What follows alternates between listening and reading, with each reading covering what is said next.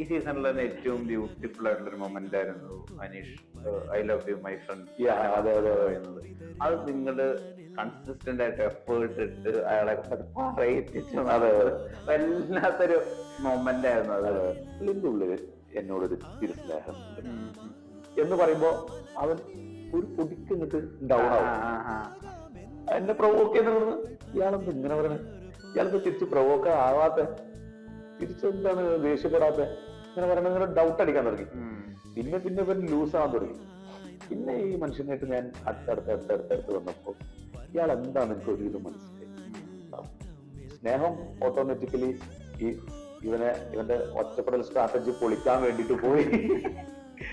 അങ്ങനെ അങ്ങനെ അങ്ങനെ അങ്ങനെ അങ്ങനെ അടുത്തറിഞ്ഞപ്പോ അറിഞ്ഞ് അങ്ങനെ സൗഹൃദത്തിലായി. നല്ല സൗഹൃദം. ഒരു ദിവസം 2-3 പ്രാവശ്യമെങ്കിലും അവൻ എന്നെ വിളിക്കും. എന്ത് സന്തോഷം ഉണ്ടെങ്കിലും ആദ്യം അവൻ എന്നെ വിളിച്ചറിയിക്കും.